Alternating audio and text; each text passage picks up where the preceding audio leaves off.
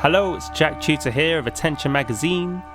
Welcome to Crucial Listening, the podcast where I speak with musicians and sound artists about 3 albums that are important to them.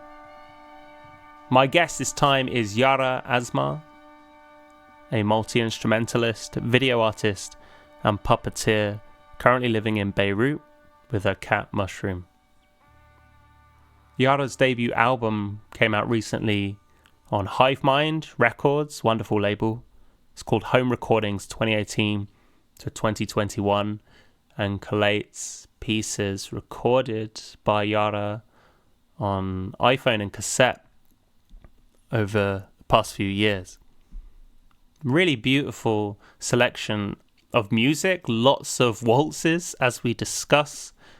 There's a real sense of time being dislodged, floating between timelines through non-linearity.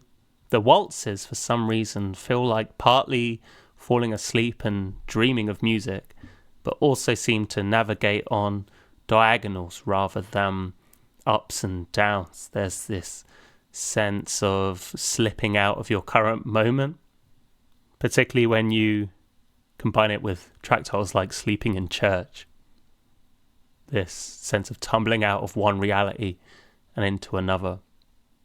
As I mentioned in the podcast, Yara's puppets are fantastic as well.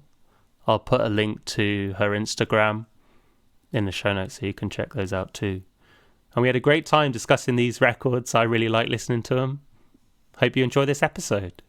So you can support Crucial Listening over at Coffee if you like and are able, ko-fi.com/crucial listening, where you can donate one-off or as a monthly thing, any amount you please to help support the costs involved in keeping the show ticking. And all the best for the transition between this year and the next one. Thank you for listening as always. Hope you enjoy this episode. This is Yara Asmar on Crucial Listening.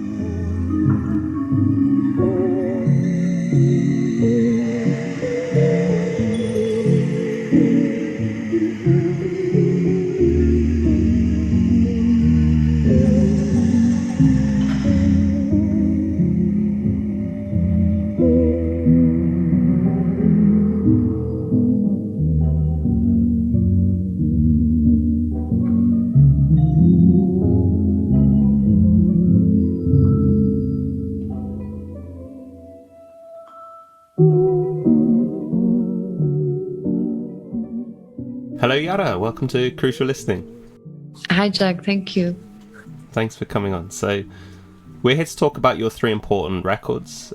Before we do, I want to talk about your new album, Home Recordings 2018 to 2021, released on Hive Mind Records. Now, I understand with them being home recordings, I've heard you talk about this in an interview, they weren't necessarily recorded with the intention of being widely listened to. So, firstly, I'm wondering, how did you go about taking all these recordings? I'm sure there's loads of steps involved, but maybe from a high level. How do you go about taking all these recordings that you've made at home and with the intention of being consumed privately and then turn them into something that, works as a coherent release for other people to hear? Yeah, so what happened was that Mark from Hive Mind Records contacted me.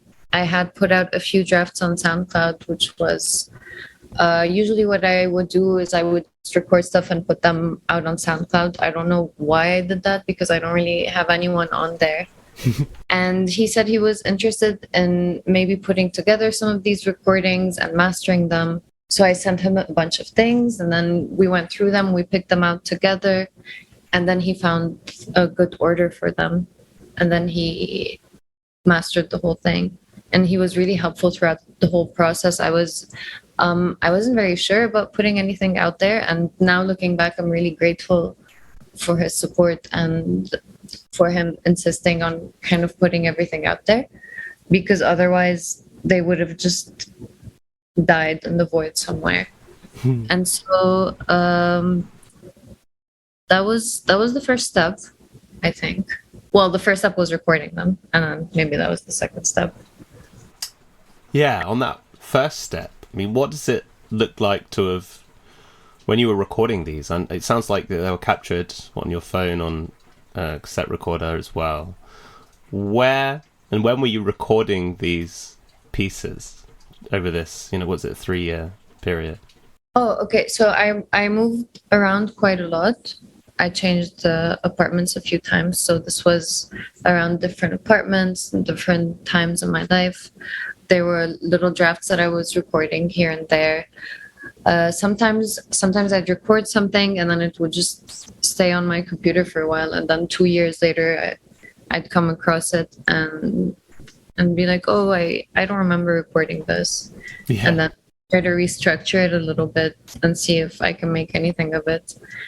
Mostly they were experimentations. I'm not very good at recording things, but the reason I recorded so many things on tape is that it's a medium I understand. It's something that's very tactile and it's easy for me to, like, it's really straightforward. You press the record button and then you stop. And then if you want to record over it, you just rewind and you do it again. And anytime I looked at any of those interfaces like Ableton or Logic, they just looked really complicated. I mean, with time I started using them too, but before that it was so much easier to just have this thing in my hands that I could just record over and I could just cut up and loop. I think the fact that it's so tactile is what made it so appealing. And also, well, on the phone, it's very easy to record stuff there. Yeah, speaking of tactility, I mean, you got some awesome sounds on this record that originate from, like, clearly really, really interesting places. I mean, one actually is your grandmother's old accordion, right? So I understand you found that in the attic of your grandparents' home.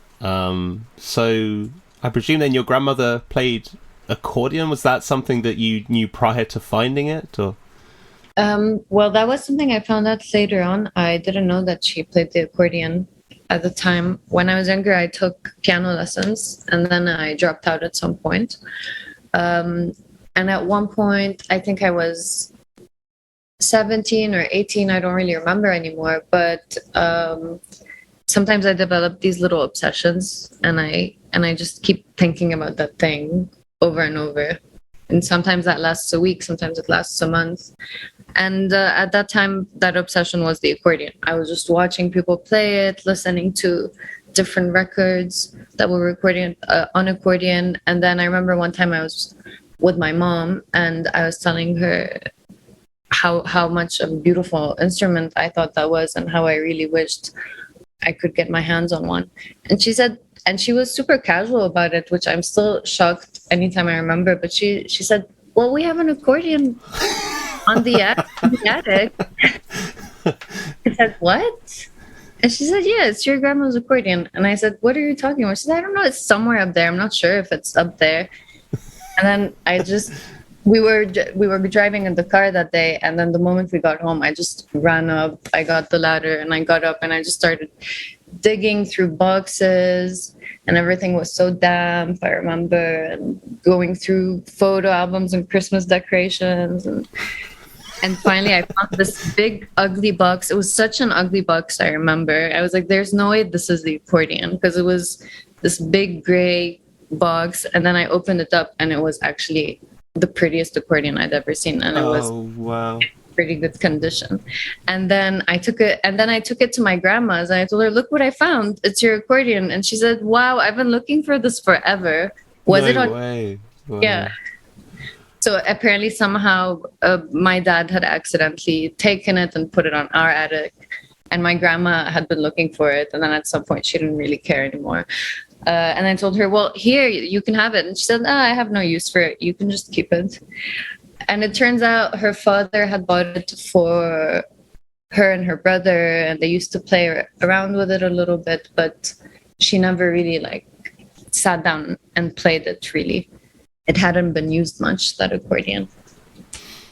That's interesting, because I look at an accordion, having never played one, and it doesn't strike me as an instrument that sort of invites a novice to get to grips with it, right? It seems that there's a lot of technique whenever I watch people playing it that you need to kind of have in mind before you have a crack. But I mean, what was it like getting to grips with playing the accordion? At first, it seemed super intimidating, and it was so intimidating that I told myself that it was out of tune. Right. That was the problem. It was in tune. It was fine. I just told myself, I was like, whoa, no, this accordion is not working right. Now I have to find someone to fix it. Otherwise, there's no way I'm ever going to play it. So I just kept postponing. That. So I just had it with me for a while, and I was just like, this is such a beautiful object, but I wouldn't use it. I would just play little melodies on the right-hand side, because the right-hand side is like a piano, right? So it's pretty forward. But then one time when I decided to stop being lazy, and I just read a bit about it, and actually it's super simple. It's a really simple instrument, because on the left side, the buttons are arranged in a way where you have the bass note, the root note, major chord, minor chord. So basically, you just have a bunch of chords aligned next to each other, and it's actually super simple. And I remember reading somewhere, I should probably fact check this because I keep saying this to people and it might be completely wrong. But I remember reading somewhere that they didn't allow the accordion in the conservatory until pretty late because they thought it was too simple of an instrument. And that wasn't really considered a serious instrument. That might be completely wrong, though. I don't know.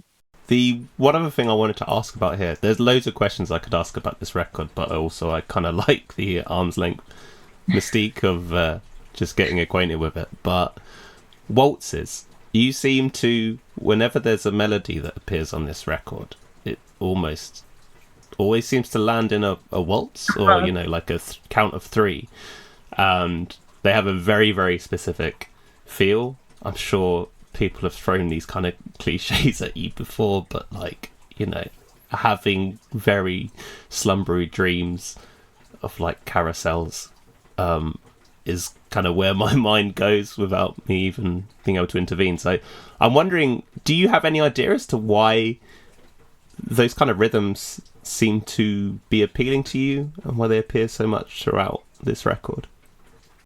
I've asked myself that, and a few friends have asked me that, because I really love waltzes, and actually something I have to consciously do when I'm writing a melody is to try and not make it a waltz. That's I've recently been trying to focus on that. Like, okay, let's just not make this a waltz. Not everything is a waltz.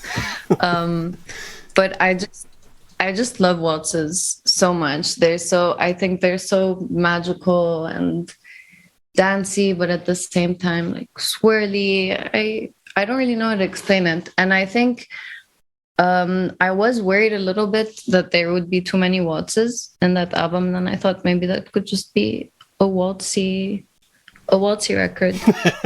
Yeah. I thought maybe that could be a thing, and then maybe this is just, I can just get it out of my system and then never write a waltz ever again. That's great. Well, people should check the record out. It's so lovely, and we haven't touched on a lot here. Obviously, this is a little intro. Your puppets are incredible as well. People should check out on Instagram. There's a lot of wonderful content on there related to your puppets too, and melding the music in there as well. So yes, people go over to Hive Mind Records and check out Yara's record. It's awesome. So we should go to your important records now, Yara. So one question I like to ask at this point is how you thought about the word important when picking your list. So was there a way that you understood important in order to come up with the list of 3 records that you did? Yes, for me, I just thought important to me, or important to wherever I am musically. It was really, really hard picking out anything because I grew up listening to so many different kinds of music, so many different things, and I was just thinking, how do I narrow this to 3 albums? And so I tried to just pick 3 albums that affected how I write and record music. It was pretty straightforward how I picked. Nice. Okay, cool. We can go for whichever one feels right to talk about first. So yeah, which one do you want to talk about? Okay, maybe I'll start with the most obvious one, maybe, which is the Aphex Twin one. Nice. Cool. because I feel like he was such an important artist for so many people. I mean, almost everyone I've met somehow changed their musical vision because of coming across his work. Personally, this was the first electronic album I ever listened to. Before that, it was mostly dad rock and metal. I was I was 14, maybe. I remember being in bed and finding this weird album. I haven't said its name yet because I still don't know how to pronounce it. And I told myself I would Google that before talking to you, and then I forgot to do that. I think it's a made-up word, isn't it? So it's probably fair game to... I mean, I'm going to say drugs. Drugs. What do you Okay. reckon? Yeah. I think what was so appealing about it was the fact that it had these really nice and soft melodies that contrasted with the harsher tracks. And if those soft melodies weren't there, then it wouldn't... I don't think I would have given it the time back then, because I wasn't into anything electronic at all. And it was kind of, when you're a teenager and everything's black and white and you're like, oh, this is real music and this is not. Yeah. Yeah. And so this was the first album that I listened to. I was like intrigued. I was like, what is this? And at first I would only listen to the softer, prettier tracks. And then with time, I just let myself listen to the whole thing. And then I started to find pretty things about every single one of those tracks. And then I dived more into his music.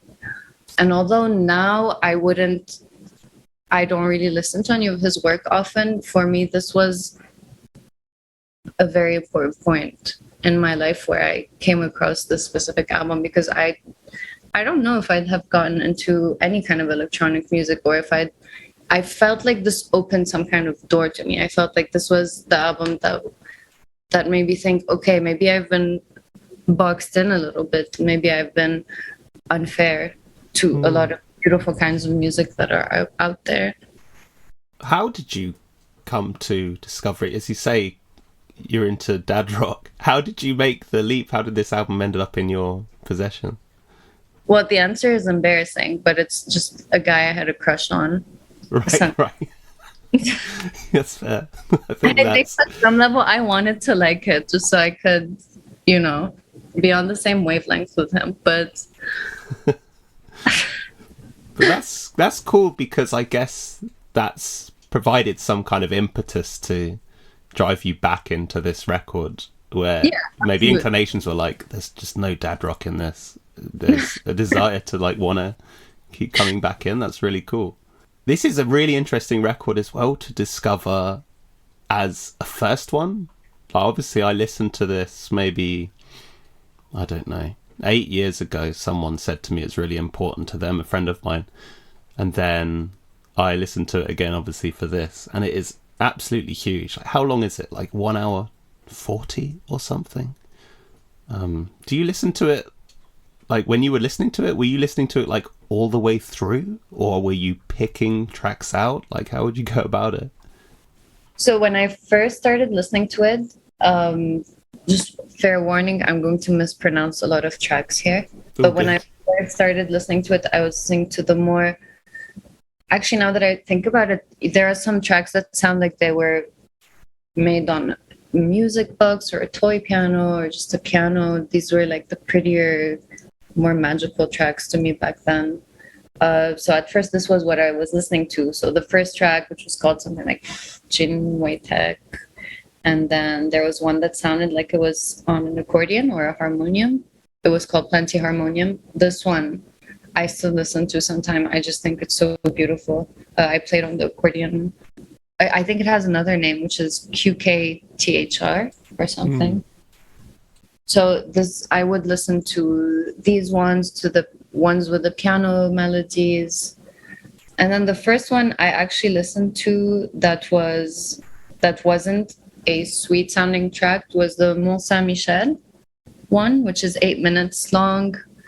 And at the end gets really choppy and weird. Yeah. And at the time, I was really happy because I'd spent my allowance on these Skullcandy headphones, and I thought it was the coolest. We all did it.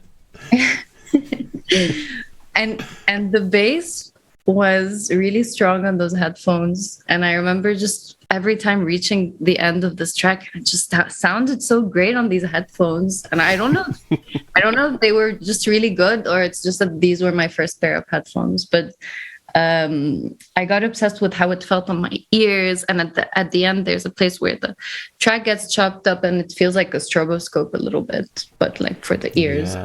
Yeah. And I got really obsessed with this feeling where I would replay it and replay it and replay it. And then I started slowly listening to the other tracks. And once I did get into everything, I would just listen to the whole thing. And then I fell into the rabbit hole of going online and reading what random people say on forums and stuff. Like just random facts that you don't really need to know about a record. Like, oh, that was that lady's voice in that one track. That's actually his voice, but it's pitched up. And I'd be very happy to know these facts. And now that I look back, I don't know why. That's great. I mean, also, this is a perfect record and a perfect artist if you feel the inclination to want to dig into facts and secrets and stuff. Yeah. Maybe not all of it being true, but there's a lot out there. Where did you go after this record, and how did your relationship with Aphex Twin change or develop? Like, what albums did you listen to after Drugs? You mean what Aphex Twin albums, or just? Well, that's a good question. Yeah, what Aphex Twin albums, but also I guess it sounds like you got really fired up by, discovering this affinity with electronic music. So, yeah, where did it take you generally, both in terms of Aphex Twin and other artists as well? I'm trying to remember because I don't have a great memory, and I was 14 at the time. Yeah, true. And I have this thing where I don't remember things in chronological order. Like I remember things, but sometimes I don't know what happened before. Right. Okay. But yes, of course, for a while, like any teenager who discovers Aphex Twin, I developed a very specific Aphex Twin obsession, and then I listened to all his albums and read all the things, and then slowly started listening to the other artists that were kind of in the same environment, like Mike Beredinas. And I had a weird psytrance phase. I'm not very proud of that one. But yeah, I think after this, I went back to listening to new wave and post-punk. And well, I think I went through all the regular musical phases that a teenager goes through. As well, you mentioned that these important albums had an effect on the way that you write and record music. Mm-hmm. Are you able to articulate what that looks like with Aphex Twin and Drugs? For me, this one isn't specifically about how it didn't specifically affect how I write or record music as much as it just opened me up to the idea of music that's not maybe made by four guys, one of them on a guitar, one of them on a bass. Right, yeah. It was important to me because it just allowed me to look a bit further than I had been before, and to dig into different kinds of things. I think this was an album after I listened to, I never again thought, oh, this is real music and this isn't real music, or I never decided whether something was good or not before I listened to it. And I was always trying to keep an open mind when I listened to anything, because I never knew what would be my next favorite album.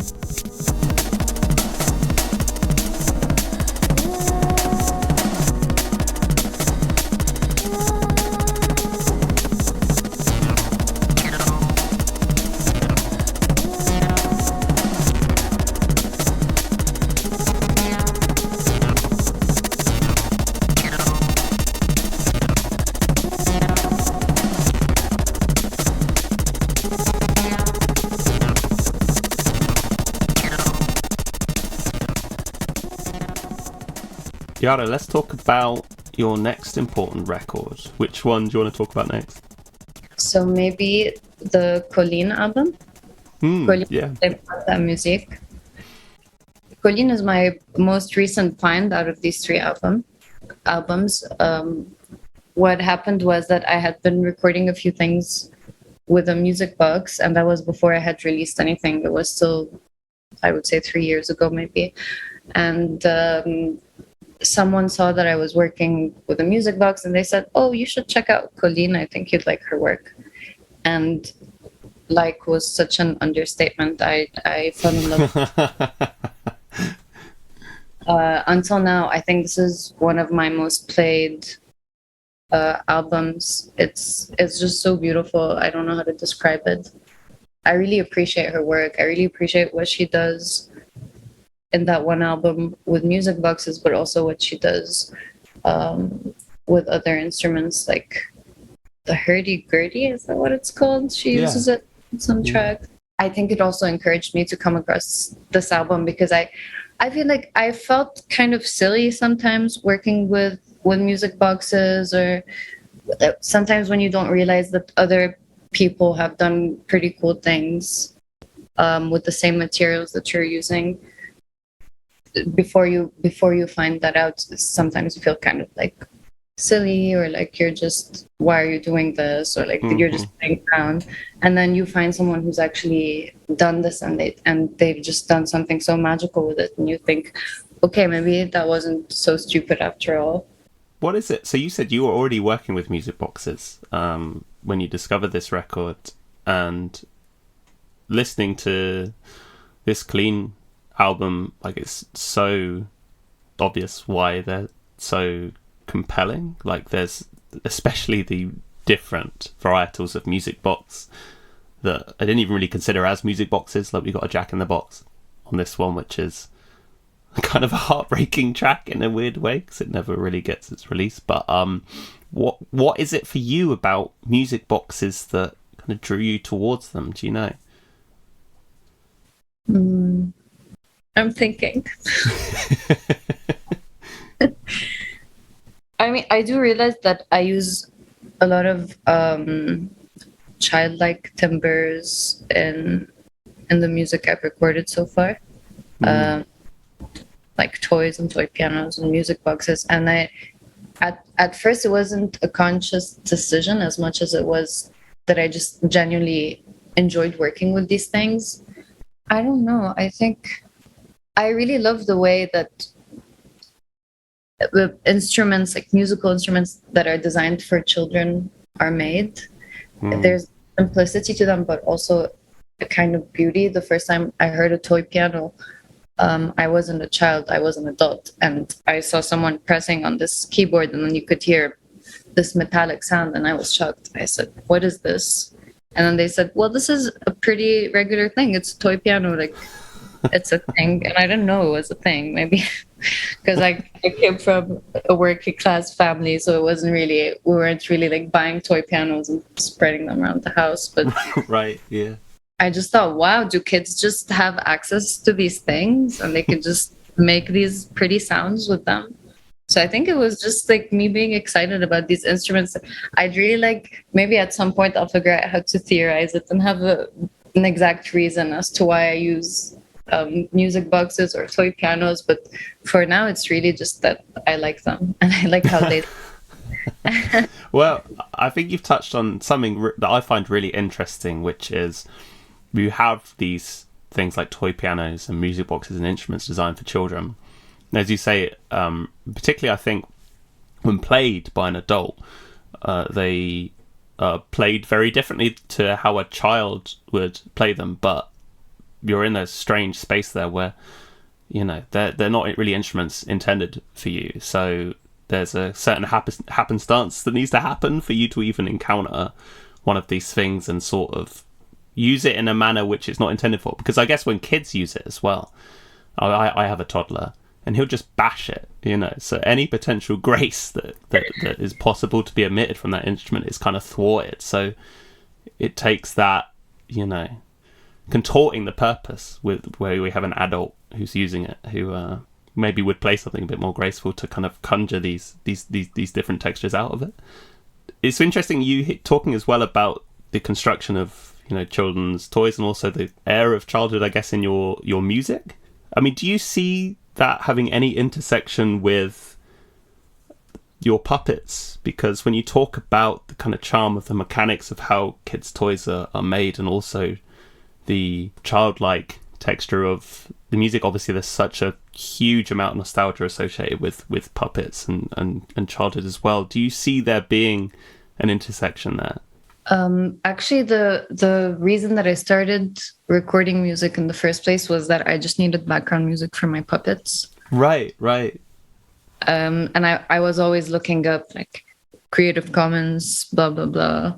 And it was always really annoying music that would come up when I would write like Creative Commons free use music. And then I just would start recording something so I could put them in the background of my puppet videos.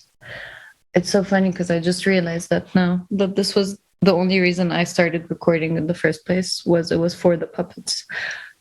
I don't know. I feel like with puppets, especially the kinds of puppets I make, they're really ugly puppets. And really, for me, they're quite funny.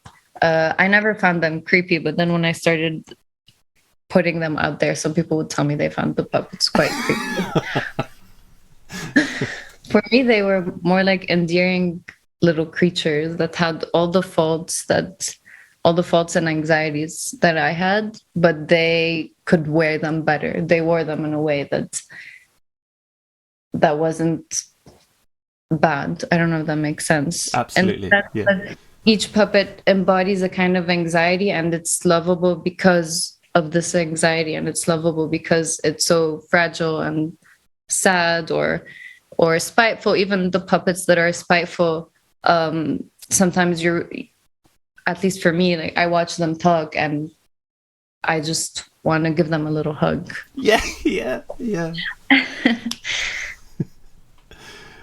So I don't know if the puppets are specifically about, I don't know if puppets were ever a childhood thing for me, because I don't think I've watched that many puppet shows growing up. But for me, they were just a thing of their own. They're just puppets. Just like toy pianos were never really a childhood thing for me either, because I never grew up around toy pianos. When I was an adult, I saw one and I was so happy and excited when I saw it. It was just a thing that was there. It wasn't a thing in my childhood.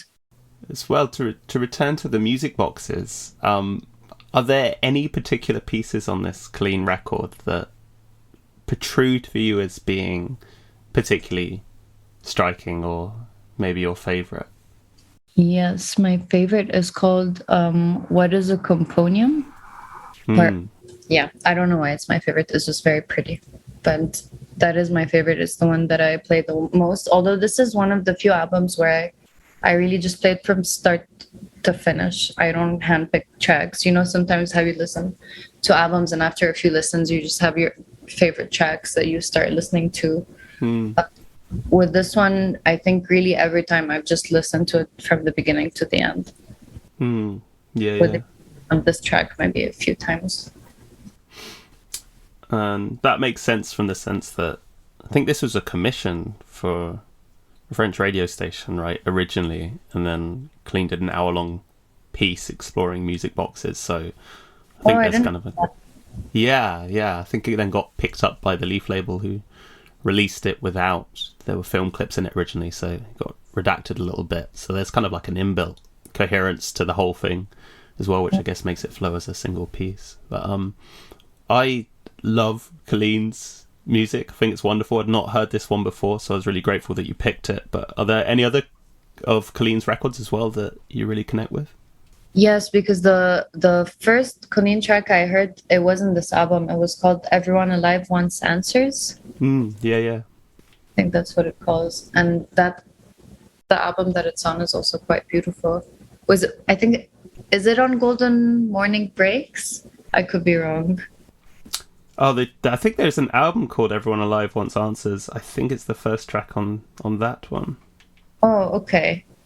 Well, there's also the one called The Golden Morning Breaks. Yeah. And is really beautiful too. Maybe I just like her entire discography, actually. Yeah, she's amazing. But yeah, I've Once Answers was the first one that I listened to, and I just fell in love with her. When I found this track, I just listened to it over and over and over, and I almost didn't want to check out the rest of her work because I thought there's no way there's something that it's as good as this track. Sometimes you find this really nice song, and then you listen to the other stuff the band has done, and you're like, all right, it was just that one song. Oh, Afraid that would be it, but it wasn't it at all. Eventually, I listened to the rest of her work and I just fell in love with it.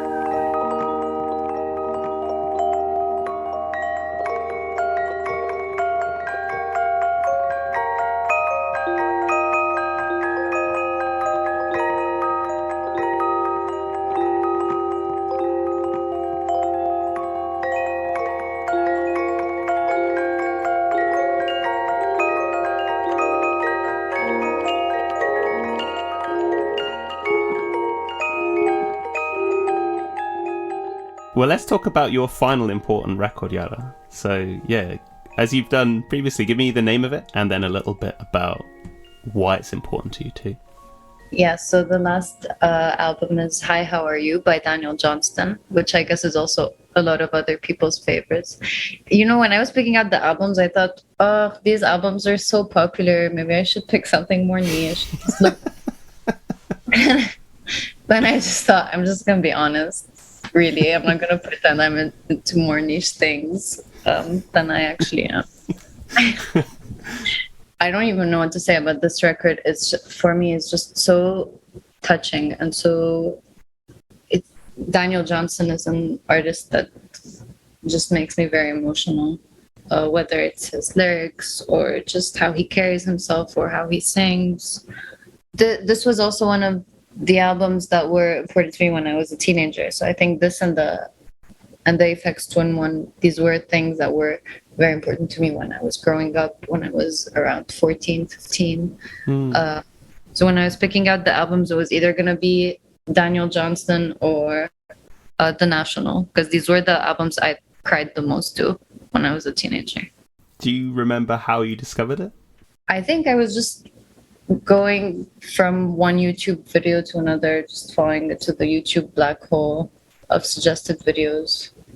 Oh no, actually, I just remembered. I watched this film called Medianeras, Sidewalls, and it's this from what I remember, it's this very these films that don't really constantly have an action-packed plot, where sometimes it's just still shots and a very atmospheric film. And then there's a part where this man is sitting in his room and True Love Will Find You in the End starts playing. And that's how I heard my first Daniel Johnston song.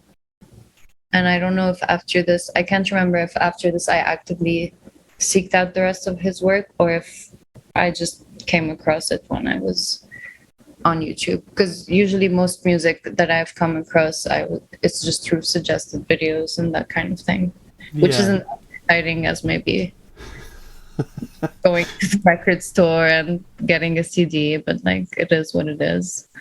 I don't know how many of his records that you've heard. I'm going to confess, I have friends who were really into Daniel Johnston. I'd never listened to one of his albums all the way through.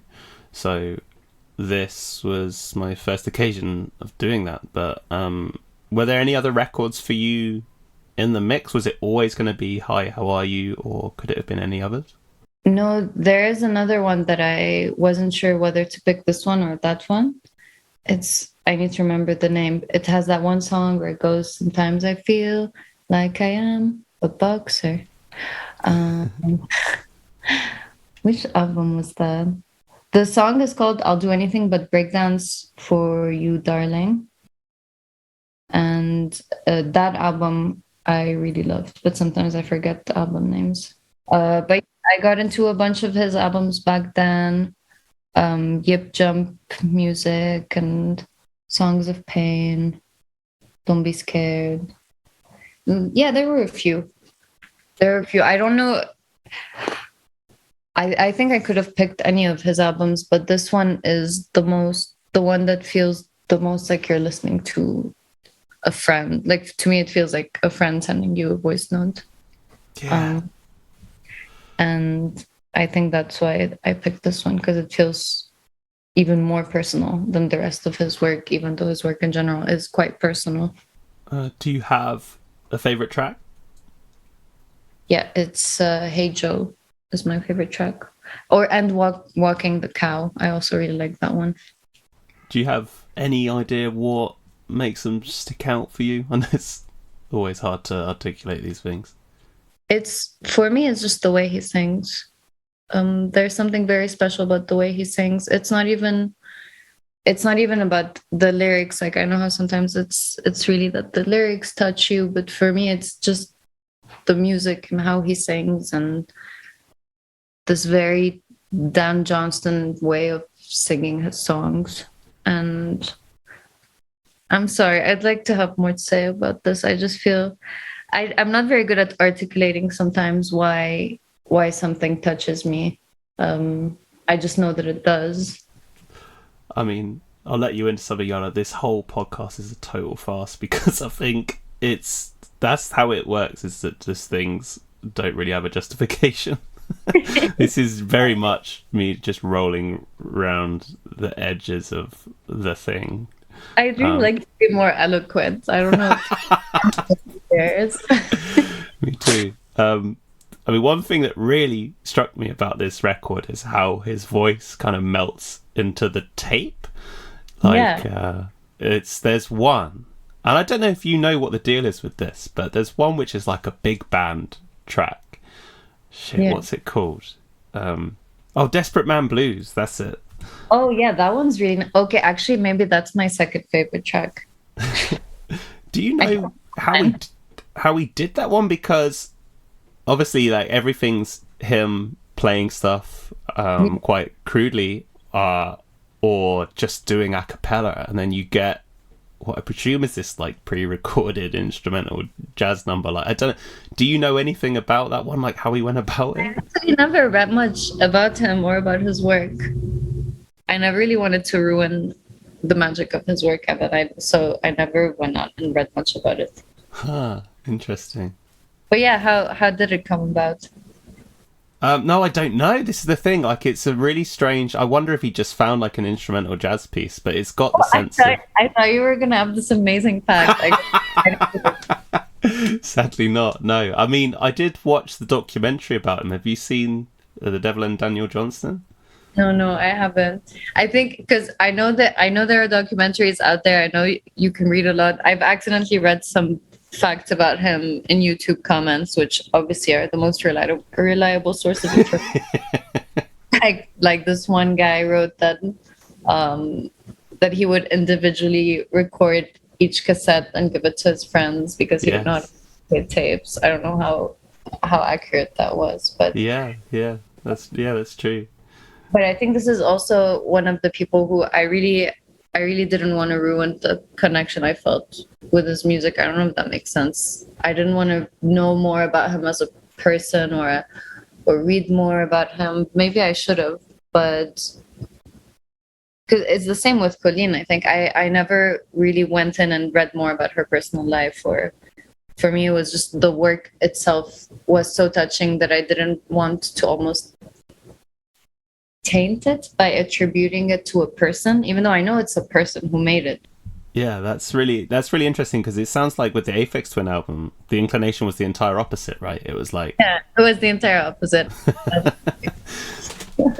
And do you think that's just down to the kind of music? I guess there's a fragility with Daniel Johnston that isn't so much there with Aphex Twin. Yeah, I think that's what it is. And I didn't really cry to that Aphex Twin record. Like it was a doorway to other kinds of music, but it never touched me so much that I cried. Maybe there was one track called Stone and Focus where maybe I cried. I can't really remember, but it was always more like, oh, this is nice, this is interesting, I love this. But with Daniel Johnston, it was more like this man, it feels like this man is wringing my heart like a towel. Yeah. and like it never stops. You know, sometimes you listen to a song and it affects you once or twice, but then other songs, they just have the same effect forever. It never gets less emotional than the first time I listen to it, and I think that's one of those records for me. Yeah, is it a record that you still listen to now? Yeah, definitely. And has your relationship with the record changed over time? You said you were 14, I think, when you first discovered Daniel Johnston and maybe this record. Like, do you relate to it differently now, do you think, compared to back when you first discovered it?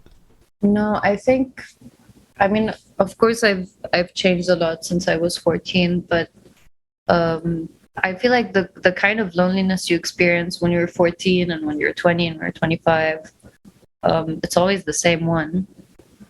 And so this is why I don't feel like my relationship with it has particularly changed, because I feel like the parts of me that it touches on are parts that were always there and are probably always going to be there.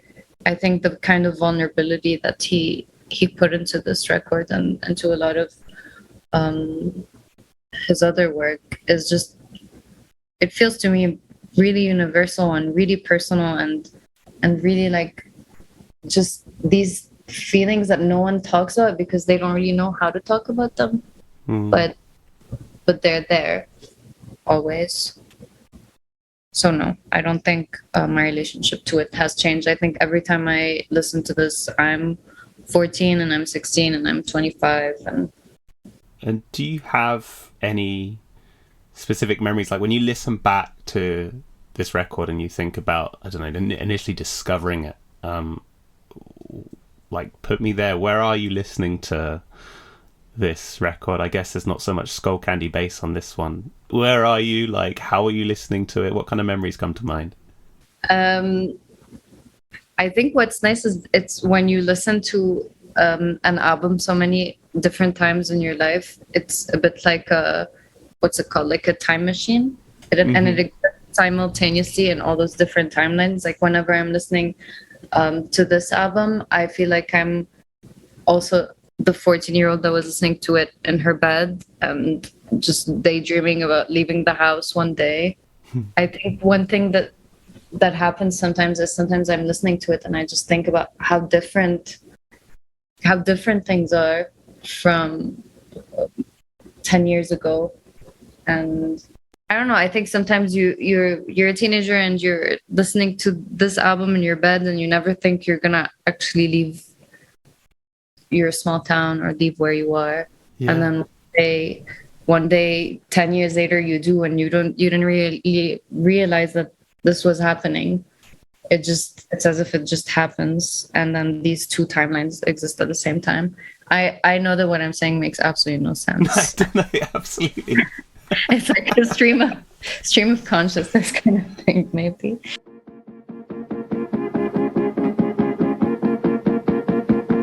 Try to remember, but my feelings can't know for sure. Try to reach out, but it's gone. Lucky stars in your eyes.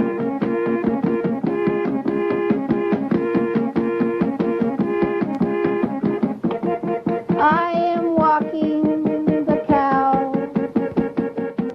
Yara, this has been ace. I've loved talking about these three records, your new record as well. I could have asked a bazillion questions about that. Like I say, I really hope people go and check it out. Thank you very much for your time and energy. It's been wicked. Thank you so much for your time. And to everyone listening, see you next time. Goodbye.